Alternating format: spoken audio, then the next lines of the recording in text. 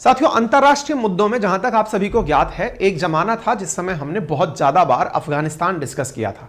जैसे कुछ दिनों पूर्व यूक्रेन डिस्कस हुआ था। अब यूक्रेन में भी आप लोगों का कोई इंटरेस्ट रह नहीं गया, मतलब अब रोजाना का सा अपडेट ही है। ऐसे ही अफगानिस्तान के अंदर एक समय जब अमेरिका वहां से जा रहा था तब वो बड़ी सुर्खियां बना था। क्यों? क्योंकि तालिबान ने अफगानिस्तान में अपनी सत्ता स्थापित कर ली थी। अब तालिबान ने कब्जा तो कर लिया और उसका नाम बदल करके इस्लामिक एमिरेट्स ऑफ अफगानिस्तान कर भी दिया, लेकिन अब मुसीबत यह है कि दुनिया भर के देश उसे अपनी मान्यता नहीं दे रहे हैं। मान्यता से मतलब क्या हुआ? कोई भी यह स्वीकार करने को तैयार नहीं है कि अफगानिस्तान नाम का कोई देश एग्जिस्ट करता हो जिसमें कि तालिबान नामक सरकार हो। देश तो अफगानिस्तान लैंड है, वो तो सबको स्वीकार है, पहले से सरकारें हुआ करती थी, लोकतांत्रिक सरकारें थी। लेकिन जब से तालिबान की सरकार बनी है तो उसे कोई दुनिया का देश स्वीकार नहीं कर रहा। लेकिन इस बात से भी आप इनकार तो नहीं कर सकते कि तालिबान ने वाकई में वहां पर सत्ता स्वीकार कर ली है, सारे काम वही कर रहा है। अफगानिस्तान के जो रिसोर्सेज हैं उस पर तालिबान का ही कब्जा है। शायद दुनिया में यह इकलौता ऐसा एग्जाम्पल होगा जहां आतंकवादियों ने चुनी हुई सरकार को भगा करके कब्जा कर लिया हो और अब दुनिया उन्हें मानने के लिए मजबूर हो रही हो। अक्सर अपन ने क्या देखा है, सरकारें दो ही प्रकार की देखी हैं। या सरकार देखी है हमने किसी प्रकार से लोकतांत्रिक प्रकार की, या फिर सरकारें अगर देखी हैं तो वो सेना के द्वारा बनी गई सरकारें, जिसमें सेना सत्ता परिवर्तन करती है, लोकतांत्रिक सरकार को हटाती है और अपनी सत्ता जो है स्थापित करके बैठ जाती है। लेकिन सेना और लोकतांत्रिक तरीकों से अलग भी एक तरीका होता है, वो तालिबान ने दुनिया को दिया कि आतंक के सहारे आप अपने देश के ऊपर कब्जा कर सकते हैं, और वो अफगानिस्तान में हुआ। तालिबान सत्ता में आया, लेकिन दुनिया का कोई भी देश तालिबान को as an country, as an government स्वीकार नहीं कर रहा है। अब आपके दिमाग में एक प्रश्न आना चाहिए, सर लेकिन अफगानिस्तान के अंदर तो चीन ने बहुत बड़ा इन्वेस्टमेंट किया। चीन कह रहा है कि वहां से लिथियम निकालूंगा, तेल निकालूंगा, रोड से जोड़ूंगा, ये सब बातें आपने बताई थी। मैंने कहा बिल्कुल बताई थी। ऐसी स्थिति में एक और बयान आता है, और वो क्या है कि भाई अफगानिस्तान की जो तालिबान हुकूमत है उसको दुनिया से अगर डिप्लोमेटिक रिलेशन रखने हैं तो उसे आवश्यकता होगी कि दुनिया के डिप्लोमेट तो अफगानिस्तान में रहें और अफगानिस्तान के डिप्लोमेट इंडिया में रहें। ध्यान से सुनिएगा, बड़ी इंटरेस्टिंग बात है। इसको समझने से पूर्व आपको थोड़ा सा समझना होगा, एक बेसिक जानकारी जाननी होगी। और जानकारी क्या है, दुनिया के जो भी देश होते हैं उनके साथ चलता क्या है, मतलब प्रक्रिया क्या होती है। अगर मैं ये कहता हूं कि इंडिया और अफगानिस्तान का कूटनीतिक संबंध स्थापित हो गया, डिप्लोमेटिक संबंध स्थापित हो गए हैं, जैसे मान लीजिए इंडिया कह दिया, या फिर इंडिया के साथ कोई भी देश, लेट से फ्रांस कह दिया, इजराइल कह दिया, यूएस कह दिया, यूके कह दिया, कोई सा भी देश उठा लो आप, है ना। जिस भी देश के साथ डिप्लोमेटिक रिलेशन शुरू होते हैं उसका सीधा सा अर्थ होता है कि आप अपना दूतावास यानी अपना राजदूत इनके यहां भेजिए और ये देश अपना दूत आपके यहां भेजेंगे। यानी दूतों का, यानी राजदूतों का, एम्बेसडर्स का एक दूसरे के पास में एक्सचेंज होता है। कहां जाके रहते हैं ये एक्सचेंज? इंडिया का राजदूत गया फ्रांस के अंदर, फ्रांस में जो अपनी इंडिया की एम्बेसी है वहां रहेगा। ऐसे ही फ्रांस का राजदूत इंडिया आया तो इंडिया में जो फ्रांसीसी एम्बेसी है वहां रहेगा। जैसे दिल्ली की चाणक्यपुरी के अंदर सारी अधिकांश एम्बेसीज बनी हुई हैं, ठीक है। अच्छा, अब ये जो एम्बेसीज में लोग बिठाए जाते हैं ये कौन होते हैं? ये सरकारी नुमाइंदे होते हैं। उदाहरण के लिए इंडिया से अगर किसी को यहां बिठाया गया है तो वो व्यक्ति इंडियन फॉरेन सर्विसेज का होता है। जैसे आप यूपीएससी परीक्षा के माध्यम से सिलेक्शन पाकर जाते हैं तो वो इंडियन फॉरेन सर्विसेज का व्यक्ति होता है और वो वहां जाकर नियुक्त किया जाता है। ऐसे ही ये लोग जब अपने यहां से कोई व्यक्ति भेजेंगे, इनकी नजर में हो सकता है वो व्यक्ति एक अच्छा राजनेता हो सकता है वो एक अच्छा, इनकी जो परीक्षाएं होती हो उसके अंदर से चुना गया कोई व्यक्ति होता हो। इस तरह के व्यक्ति को ये अपनी एम्बेसी में भेजते हैं। प्रक्रिया इतनी आसान है, यहां तक तो सब सही है। लेकिन ये केस बदल दिया जाए। केस बदल क्या दिया जाए? यहां फ्रांस की जगह लिखा हुआ जाए अफगानिस्तान। अफगानिस्तान में शासन किसका है? तालिबान का। अब तालिबान के पास में अगर इंडिया अपना एम्बेसडर भेजती है तो पहला प्रश्न तो यही बनता है, क्या इंडिया ने अपना एम्बेसडर तालिबान शासन आने के बाद से भेजा है क्या? आंसर है जी हां। बड़ा प्रश्न है, ध्यान से सुन लीजिएगा। तालिबान को हमने अभी तक एज ए गवर्नमेंट रिकॉग्निशन तो नहीं दिया है। दोबारा सुनिए क्या कह रहा हूं, हमने तालिबान की गवर्नमेंट को अभी तक रिकॉग्निशन नहीं दिया। रिकॉग्निशन मतलब हम नहीं मानते कि तुम हो, लेकिन रिकॉग्निशन के अभाव में भी अपना एम्बेसडर वहां भेज रखा है। बकायदा हमारी एम्बेसी तालिबान के शासन में खुली हुई है। रिवर्स सोचते हैं, तालिबान को हम लोग आतंकी मानते आए हैं, अब मुझे ये बताओ, ये हमसे डिप्लोमेटिक संबंध रखता है तभी तो हमने अपना यहां पर एम्बेसडर भेजा हुआ है। रिवर्स सोचना, रिवर्स क्या, ये भी तो हमसे चाहेंगे कि अपना आदमी यहां भेजें। क्यों भाई, इंडिया से डिप्लोमेटिक रिलेशन रखने। अब इंडिया से डिप्लोमेटिक रिलेशन रखने हैं तो यहां पर जो व्यक्ति भेजा जाएगा वो अफगानिस्तान का एम्बेसडर होगा। अफगानिस्तान में तालिबान है, तालिबान आतंकी है, तो यहां भेजा कौन जाएगा?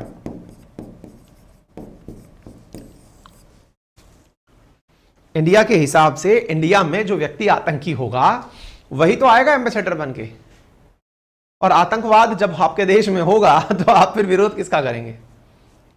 बड़ा धर्म संकट है। ठीक है, स्थिति उम्मीद है आपको यहां से समझ में आ गई हो कि परेशानी कहां अटकी हुई है। चलिए कोई बात नहीं। अब आप पूछना चाहेंगे सर वो घटना तो अगस्त 2021 की है, अब तो काफी दिन हो गए, अब क्या चल रहा है? मैं चलो अब ये भी बता देते हैं। तो जनाब तब से लेकर अभी तक 2023 तक, जब से तालिबान अफगानिस्तान में है तब से अब तक जो एम्बेसडर इंडिया में लगे हुए हैं, ये इंडिया में अफगानिस्तान की तरफ से जो एम्बेसडर हैं वो कोई आतंकी नहीं लगे हुए थे। तो अफगानिस्तान में जब तालिबान नहीं था उससे पहले जो हामिद करजई वगैरह की जो सरकारें हुआ करती थी, लोकतांत्रिक सरकारें जब थी, तो उनकी तरफ से ही नियुक्त व्यक्ति इंडिया में एम्बेसडर लगा हुआ था। दोबारा समझ लीजिए क्या कह रहा हूं। तालिबान शासन जब आया, क्या तालिबान ने अपने यहां पर कोई आतंकी भेजा? आंसर है जी नहीं। तो फिर क्या हुआ? तो अफगानिस्तान के अंदर तालिबान आने से पूर्व में जो यहां सरकारें हुआ करती थी, उस सरकार के समय का ही एम्बेसडर इंडिया की एम्बेसी के अंदर रुका हुआ था। तब से, बोले हां तब से। और वही व्यक्ति अफगानिस्तान को इंडिया में रिप्रेजेंट कर रहा था, जबकि यहां पर सरकारें बदल गई थी। अब आ गई बात समझ में। हामिद करजई सरकार चली गई, लोकतांत्रिक सरकारें चली गई, उसके बाद में तालिबान ने उस व्यक्ति को जो इतने साल से तालिबान के शासन के बावजूद इंडिया में है, उसे बदलने का फैसला किया है। बदलकर जिस व्यक्ति को बिठाया जा रहा है, कयास लगाए जाते हैं कि वो तालिबान समर्थक है। ऑब्वियसली बात है, एम्बेसडर तो उसी व्यक्ति को बिठाया जाएगा जो अपने देश का नुमाइंदा होगा, अपने देश का मतलब रिप्रेजेंटेशन देगा। इतनी बात समझ में आनी चाहिए। और अगर यह बात है तो यह बड़ा ही क्रिटिकल सिचुएशन पैदा हो जाता है कि जो व्यक्ति यहां पर इतने दिन से बैठा हुआ था, वो व्यक्ति काम किसके लिए कर रहा था? तो जवाब है, काम तो वो अफगानिस्तान के लिए कर रहा था। बकायदा आप सारा परिचय देंगे, कौन था वो व्यक्ति, उसके स्थान पर किसको बिठाया जा रहा है, खबर कहां से आई है, सब बातें बताएंगे। लेकिन मुद्दा समझ में आ गया आप लोगों को? इस मुद्दे को ही विस्तार से आज के सेशन में हम जानने वाले हैं कि क्या अफगानिस्तान जिस व्यक्ति को भेज रहा है कोई वो आतंकी है या कोई और है। आज के सेशन में ये जानेंगे। साथ में हम ये भी जानने का प्रयास करेंगे कि इस तरह का जो परिवर्तन है, क्या ये भारत और अफगानिस्तान के बीच में स्थापित जो व्यवस्था है उसमें भारत की आतंकवाद की स्वीकार्यता है, या ठीक है तुम लोग जैसे भी हो हम स्वीकार हैं। सारी बातें आज के सेशन में करते हैं। चलिए, तो इस खबर का कहां से ओरिजिन होता है वो बताते हैं। अंतरराष्ट्रीय संबंधों में यह विषय जानने योग्य है, इसलिए जानने योग्य है क्योंकि इस विषय से ही आपको समझ पड़ेगी भारत की जरूरतों की। तो आप इधर देखते हैं, ministry of external affair faces tough choice. The Hindu की प्रकाशित खबर है, कल की प्रकाशित खबर है। खबर के अंदर लिखा हुआ है कि मिनिस्ट्री ऑफ एक्सटर्नल अफेयर्स यानी इंडिया की जो एक्सटर्नल अफेयर्स मिनिस्ट्री है वो, उसने टफ चॉइस है उसके सामने, यानी कि एक बड़ा ही क्रिटिकल स्थिति पैदा हो गई है क्योंकि Taliban pick a new ambassador for Delhi. The Hindu में खबर छपी है, इसका मतलब बड़ी खबर है। और जब भी सुहासिनी हैदर जी कोई खबर कवर करे ना तो उसको बहुत इज्जत दिया करो, मतलब ये बहुत ही सम्मानित पत्रकार मानी जाती है अंतरराष्ट्रीय विषयों के केस में, अगर आप फॉलो करते हैं तो ठीक है। तो इनकी खबर में अगर ये बात है कि भारत के लिए टफ चॉइस है, इसका मतलब ये तो बड़ी बात है ना, मुद्दा बड़ा खास हो गया। अब हम इस खबर को और अखबारों से भी समझ लेते हैं। वायर लिखता है, Taliban foreign ministry replaces Afghan ambassador in New Delhi but embassy issues denial. जो अफगानिस्तान की एम्बेसी इंडिया में है वो मना कर रही है। ये भी एक तगड़ा खेल हो रहा है। तालिबान ने इंडिया में अपना एम्बेसडर बदल दिया, ये न्यूज आती है। उसके बाद में खबर ये निकल कर आती है कि जो एम्बेसी में बैठा हुआ अफगानिस्तान का एम्बेसडर है वो कह रहा है ना मैं ही कंटिन्यू रहूंगा, कोई और नहीं आएगा। मतलब तालिबान की सत्ता में एम्बेसडर जो इंडिया बैठा हुआ है वो एम्बेसडर पद से हटने का ही नाम नहीं ले रहा है। तो Afghan diplomat in Delhi reject Taliban appointed CDA block entry into mission. ये अफगानिस्तान का एम्बेसी है इंडिया के अंदर। यहां पर जो तालिबान द्वारा नियुक्त नया एम्बेसडर है उस व्यक्ति ने जो ऑलरेडी यहां एम्बेसडर बन के बैठा है उसने कह दिया नहीं तुमको अंदर नहीं आने दूंगा, मैं ही एम्बेसडर हूं। ये बिल्कुल वैसी स्थिति हो गई जैसे ट्रांसफर पोस्टिंग होती है सरकारी नौकरियों के अंदर।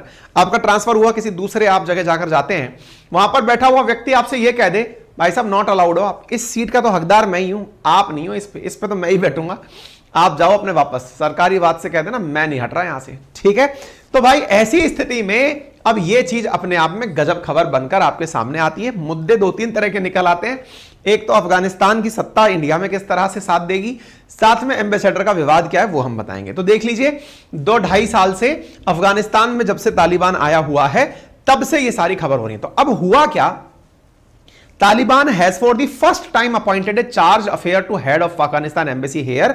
एक टॉप तालिबानी लीडर ने इस बात को कंफर्म किया। According to Taliban this diplomatic representative जिसका नाम है Qadir Shah was not being sent from Kabul as he has been working with the embassy। ये है कादिर शाह जो तालिबान ने इंडिया में अपनी एम्बेसी चलाने के लिए भेजे हैं। नाम क्या है, कादिर शाह। अपॉइंट किया गया है इन्हें तालिबान द्वारा इंडिया के लिए कि आप जाइए और वहां जाकर के एम्बेसी में हमारा पक्ष रखिए। एम्बेसडर नियुक्त किया गया है। Confirming the development the chief of Taliban political office of in Doha and ambassador designated to the United Nation Suhail Shaheen, उसने टाइम्स ऑफ इंडिया से कहा this was a rational move, it will build trust and pave the way for better relation with India. हम India के साथ अच्छे संबंध चाहते हैं, इसलिए हमने अपना प्रतिनिधि भेजा है। The Indian government, which hasn't recognized the suspension in Kabul even though it's reopened its embassy in Kabul in June last year, sees the development as an internal issue of Taliban. It is not clear yet if the decision has been officially communicated to the Indian government. Afghanistan embassy here is still run by Ambassador Farid Mamunzadeh। अब यहां पर interesting बात निकल कर आती है। फरीद मामूनजादे ये रहे, अब ध्यान से सुन लीजिएगा। ये फरीद मामूनजादे हैं जो इंडिया में अफगानिस्तान के गत 2.5 साल से एम्बेसडर हैं। इनकी जगह ये फारिद जो है, इनकी जगह किसको भेजा गया है, कादिर को। फादिर की जगह कादिर को, ये फादिर है और इसकी जगह किसको भेजा है, कादिर को। कादिर को स्वीकार करने से इनकार कौन कर दिया, फरीद इनकार कर दिया कि अपन नहीं स्वीकार करेंगे, ठीक है। अब ये लोग ऐसा किए क्यों, इनका मानना है कि हम लोग अच्छे रिलेशन स्थापित करने के लिए ये काम किए हैं। तो Afghanistan new ambassador to Delhi India as generous neighbour. और ऐसी स्थिति में ये खबर आती कहां से है, तो अफगानिस्तान का देखिए अभी तक कोई ऑफिशियल न्यूज़पेपर तो है नहीं, लेकिन वहां की एक टोलो न्यूज नामक न्यूज एजेंसी है जो कि वहां की सारी खबरें देती है। हम लोग जब भी न्यूज के लिए अफगानिस्तान की खबर देखते हैं तो हम टोलो न्यूज को देखते हैं। जैसे हर जगह, जैसे हम रूस की कोई खबर देखनी होती है तो हम टास को देखते हैं, है ना। इजराइल की कोई खबर देखनी होती है तो यरूशलेम पोस्ट को देखते हैं, गल्फ की देखनी होती है तो अल जजीरा को देखते हैं। ऐसे ही टोलो न्यूज को हम अफगानिस्तान की खबर के लिए देखते हैं। तो इसमें लिखा हुआ है कि Afghan based in India in a letter to the Islamic emirate ministry of foreign affairs accuse several official. तो उम्मीद है आप लोगों को यह बात समझ में आ रही हो। यहां पर इस खबर में यह कहा गया है कि हटाने के पीछे, जो फरीद को हटाने के पीछे जो असली कारण है वो क्या है, बोले कारण यह है कि अफगानिस्तान की एम्बेसी में करप्शन बहुत हो रहा है। क्या बहुत हो रहा है, करप्शन बहुत हो रहा है। और करप्शन जो हो रहा है उसकी वजह है क्या है कि जो फरीद यहां पर बैठा हुआ है वो किसी एक इंडियन कंपनी के साथ मिलकर के लैंड डील कर रहा है।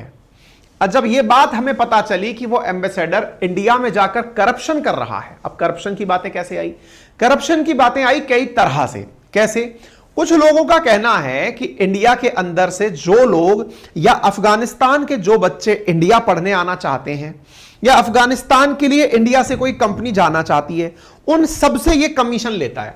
कौन, ये जो फरीद यहां बैठा हुआ है। यहां पर बहुत सारे ऐसे उदाहरण दिए गए हैं जिनमें से यह बात पता चला कि यह व्यक्ति जो है लगातार लंबे समय से इंडिया में बैठकर करप्शन कर रहा है।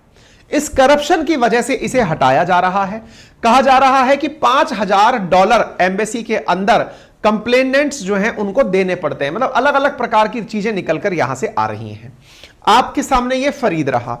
फरीद भाई साहब भी अपने जो सिर पर तस्वीर लगाई हुई है ये हामिद करजई की लगा के बैठे हैं। तालिबान की इन्होंने अभी तक स्वीकारोक्ति इंडिया में नहीं की है। ये कहते हैं कि मुझे हटाने के लिए ये खामोखा एलिगेशन चल रहे हैं और प्रोपेगेंडा चलाए जा रहे हैं। अफगान एम्बेसी में बैठे हुए फरीद ने, आज सुबह की खबर आप देख रहे हैं, इन्होंने रिजेक्ट कर दिया कि तालिबान ने जो नया व्यक्ति भेजा है वो फर्जी खबर है, ऐसा कुछ नहीं है। इन्होंने भर भर के बहुत सारे ट्वीट कर दिए, आप इन ट्वीट्स को देख सकते हैं। इन ट्वीट्स में इन्होंने केवल यही बात बोली है, प्रेस स्टेटमेंट जारी करके बकायदा इन्होंने अपनी खबर लिखी है और कहा है, no change of leadership in Afghan embassy in New Delhi, India, the embassy of Islamic republic of Afghanistan categorically rejects the claim from an individual claiming to have taken charge of mission in New Delhi of the behest. मतलब scene क्या हो रहा है जी, ये अपना पद छोड़ नहीं रहे हैं, तालिबान अपना पद भेज रहा है। और यहां पर इन्होंने बकायदा एक टीवी इंटरव्यू में भी अपनी सारी बातें की। इन्होंने क्या कहा, मिरर नाउ का एक अखबार है, उसमें यह कहा, फरीद मामूनजादे से एक्सक्लूसिव इंटरव्यू लिया, India doesn't recognises Taliban government, Taliban tried to replace me, government of India has full faith in me. हमारे लिए एक बड़ा धर्म संकट उत्पन्न हो गया। क्या धर्म संकट उत्पन्न हो गया? ये एक इंटरव्यू दे रहे हैं, उस इंटरव्यू में इनका कहना है कि इंडिया तालिबान को रिकॉग्नाइज ही नहीं करता। जब तालिबान को रिकॉग्नाइज ही नहीं करता तो इंडिया मुझे क्यों हटाएगा? अच्छा, इंडिया आपको क्यों ना हटाए, इसके पीछे का लॉजिक आप क्या देना चाहते हैं? तो ये जवाब देते हैं कि देखिए, तालिबान तो मुझे हटाना चाहता है, लेकिन इंडिया जो गवर्नमेंट ऑफ इंडिया है वो मुझे नहीं हटाना चाहती। महाराज, एम्बेसडर का काम क्या होता है? जिस देश की तरफ से आप नियुक्त हैं उसके लिए काम करें, इस देश में रहकर। अब आपके देश में सरकार बदल चुकी है, तालिबान की सरकार है, तालिबान के लिए आप किस तरह काम के हैं यह सोचना है। यह व्यक्ति अभी भी इस विचार के साथ जी रहा है कि India doesn't recognise Taliban government, और जब तालिबान गवर्नमेंट को रिकॉग्नाइज नहीं करते तो फिर मुझे कैसे हटा सकते हैं? यह हमारे ऊपर धर्म संकट डाल चुका है प्राणी। ठीक है, इंडिया इसको हटा दे तो फिर यह लगेगा कि भारत ने तालिबान को स्वीकार कर लिया, इंडिया इसे रख ले तो फिर यह लगेगा कि हमने तालिबान में फिर अपना एम्बेसडर क्यों भेज रखा है, हमारा एम्बेसडर तो लास्ट ईयर जून से ही वहां बैठा हुआ है, फिर हमारी एम्बेसी वहां क्यों चल रही है। गजब स्थिति पैदा हो गई है। खैर, डिप्लोमेटिक रिलेशन में यह सब स्थितियां तब आती हैं जब राजा कमजोर होता है। तालिबान को जो अभी तक दुनिया भर का एक्सेप्टेंस नहीं मिला है, उसकी परेशानियों से ये सारी स्थितियां निकलकर आ रही हैं। देखने वाली स्थिति होगी, हालांकि ये अपनी तरफ से प्रेस रिलीज वगैरह सब देख चुके हैं। स्थितियां देखने लायक होंगी कि भविष्य इसका क्या होता है। ठीक है ना? तो उम्मीद है आप सभी साथियों को यह जानकारी समझ में आ गई हो। हालांकि ये व्यक्ति तालिबान में जब हमने गेहूं भिजवाए थे तो उसका भी बहुत बड़ा शुक्रगुजार रहा है। तालिबान गवर्नमेंट जो है वो ये तालिबान की मदद करने के लिए इंडिया से ही सामान भिजवाता रहा है। ये कहता है कि ये अफगानिस्तान में हेल्प भिजवाने के लिए इंडिया के साथ लगातार जुड़ा रहेगा। यह खिलाफत करता है तालिबान की खुद भी फीमेल्स की, यानी कि महिलाओं की जो पढ़ाई को लेकर के प्रतिबंध वहां लगे हैं या फिर उनके साथ जो एट्रोसिटीज हो रही हैं उनके खिलाफ ये मुखर विरोधी रहा है। और ये उन मामलों में अफगानिस्तान की तालिबान सरकार के खिलाफ रहा है जिनको तालिबान अपने आगे कैरी फॉरवर्ड करना चाहता है। ठीक है साहब, ये हो गई आपके सामने सारी जानकारी। कंक्लूजन क्या निकालें इस बात का? पहला कंक्लूजन, तालिबान की सत्ता स्वीकार नहीं कर रहा है इंडिया में बैठा हुआ एम्बेसडर। चुनौती यह है, यदि कोई एम्बेसडर ऐसे ना माने तो क्या किया जाए? क्योंकि भारत को अब अफगानिस्तान में तालिबान गवर्नमेंट को भले ही ना रिकॉग्नाइज करना हो, लेकिन जब हम अपनी सरकार वहां, अपना एम्बेसडर वहां भेज चुके हैं, हमारा एम्बेसडर वहां जाकर के रह रहा है, तो यह बड़ा प्रश्न बनता है कि हमारे एम्बेसडर को जब तालिबान के साथ हमने भेज दिया तो तालिबान द्वारा भेजे गए एम्बेसडर को हमें भी स्वीकार करना होगा। यदि यह व्यक्ति अपनी तरफ से अपनी ही तरीके से काम करना चाह रहा है तो भारत को इस विषय पर सोचने की आवश्यकता है। अफगानिस्तान का भले ही यह आंतरिक मामला हो, लेकिन अगर इंडिया की तरफ से इंटरफेयर इस विषय पर मांगा जाएगा तो इंडिया इस विषय पर अपना इंटरफेयर जरूर दर्ज कराएगा। उम्मीद है आप सभी साथियों को यह जानकारी समझ में आई हो। अगर आई हो तो इस सेशन को अपने साथियों के साथ साझा कर सकते हैं। चैनल पर नए हैं तो सब्सक्राइब कर सकते हैं। ठीक है, हमने आप लोगों के साथ में सारथी बैच अनाउंस किया था, अगर आपको याद हो। सारथी बैच के अंदर अब एडमिशंस बंद हो चुके हैं। आपको याद होगा अब पूरी तरह से एडमिशन बंद है, ये हमें बताते हुए खुशी हो रही है कि हमने अपने कमिटमेंट को पूरा किया। 7 दिन तक ही हमने इसमें एडमिशन्स लिए थे और 7 दिन के एडमिशन के बाद, बेटा अभी ले रहा हूं कमेंट में आपका तृष्णा, ठीक है ना, और हमने इन एडमिशन्स में जिन बच्चों को स्टेट पीसीएस के लिए या किसी भी एग्जाम के लिए हमारे साथ तैयारी करनी थी, उनका हम लोग अब तक एडमिशन ले चुके हैं, ठीक है। अब इसमें एडमिशन नहीं होंगे। कृपया करके उन सबसे गुजारिश है कि जो भी विद्यार्थी हमारे साथ जुड़कर पढ़ना चाहते हैं, जब हमारा नेक्स्ट मंथ बैच आएगा उस बैच के लिए अपने आप को प्रिपेयर करें। अभी कोई भी एडमिशन नहीं है, ठीक है ना, पहले बता दें। अगर किसी को अपनी पाठशाला एप्लीकेशन डाउनलोड करना है तो उसके फीचर्स का वो लाभ ले सकता है। अपनी पाठशाला में एप्लीकेशन में फीचर्स क्या क्या हैं, ये सारा कंटेंट जो मैं आपको पढ़ा रहा हूं ये पीडीएफ के फॉर्मेट में उपलब्ध रहेगा आपको। साथ में वहां पर आपको जो करंट अफेयर करके सेक्शन है, वहां पर पूरा की पूरा आप हिंदी और इंग्लिश में प्रॉपर सेगमेंट निकाल के करंट अफेयर निकाल लीजिए, फ्री ऑफ कॉस्ट है। साथ में इन्फोग्राफिक्स डले हुए हैं, फ्री में टेस्ट डले हुए हैं, फ्री में एनसीईआरटी की बुक्स डली हुई हैं, उनके लिए आप उसे डाउनलोड कर सकते हैं, ठीक है। कोर्सेज के लिए अभी कृपया करके आप हमारे कॉल सेंटर पर कॉल ना करें, बाकी आप सब लोग जो हैं वो आप उसका लाभ